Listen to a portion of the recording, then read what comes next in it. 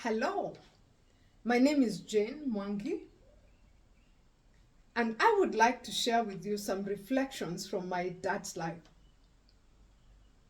This week, 2 years ago, we were preparing to lay our beloved father to rest. It has been a difficult 2 years without him, but today I choose to celebrate his life. My first reflection is drawn from his early childhood. My dad was born in a polygamous family, and this came with so many problems from the start. My grandmother gave birth to two boys and was not blessed with girls. My dad was the last born of the two boys. The failure of my grandmother to give birth to girls was the beginning of misery for herself and her two sons.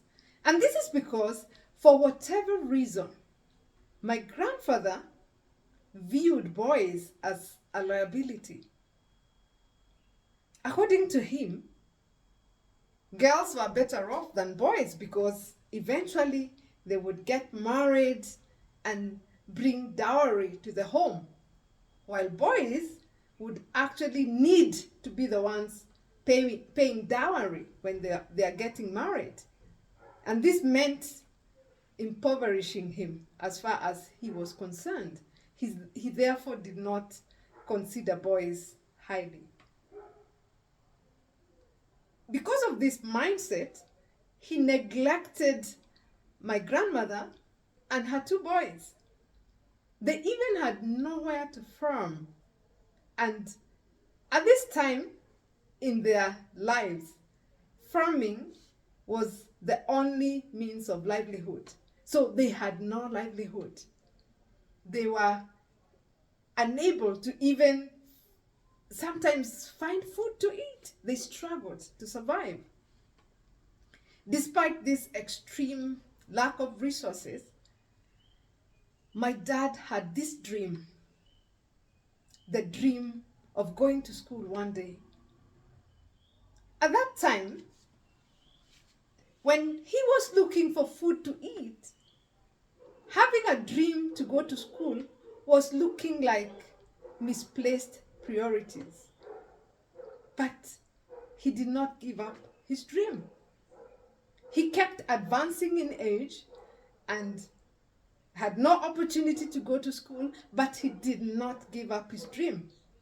And then one day, as God would have it, they discovered a family that lived close to a school. And this family was known to the mother. So the mother requested this family to host my dad, and they accepted. This family lived quite some distance from where my grandmother and her two sons lived. So my dad had to pack his bags and travel to live with this new family. As soon as he settled in this new home, he discovered that life was not going to be easy for him. He experienced so much suffering in this home. In fact, I vividly remember my dad shedding tears whenever he narrated to us his experiences in this home. And some of these experiences ranged from going for days with no food, sometimes being punished wrongly. He experienced a lot of false accusations and punishment related to those accusations. And there are even times he was locked outside the house in the night. And this was in a place that had many wild animals roaming about in the night. Despite these challenges, and many times being at the verge of giving up, he held on. He held on to the dream he had, the dream of getting an education. He would struggle, cry himself to sleep many times, but he held on to this dream. In fact, he decided to develop some coping mechanisms.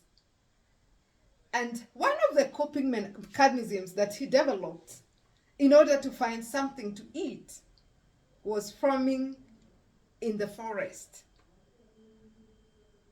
The home was close to a forest. So when he closed school, he would go to the forest and farm. And he was able to get some potatoes. And he would pass by the forest on his way to the house and roast some potatoes for food before going back to his host home.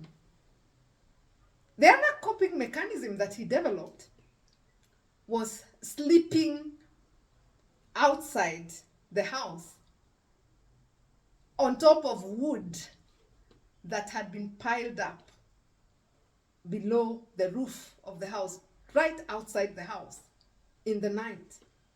And this saved him from being fed on by wild animals. There used to be several hyenas roaming about in the night and other wild animals. And therefore, this kept him safe enough.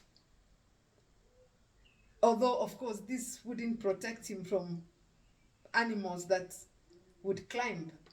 But he found a way of coping. Eventually, my dad was able to finish his primary school successfully, despite the challenges that he went through. And from this early childhood of my dad, there are a few lessons that I've picked. And one of the lessons that I've picked is that no matter the environment you find yourself in, you should not wallow in self-pity. Because you can work through your current hardships to achieve a better tomorrow.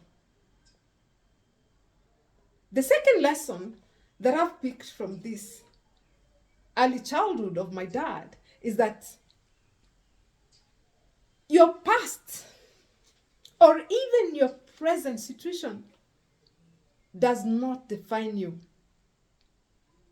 You have a God-given ability to define the future you want. The third lesson that I've learned from this experience of my dad is that sometimes we may have to go through hardships, extreme hardships, to achieve our goals. As John Maxwell says, every good thing is uphill.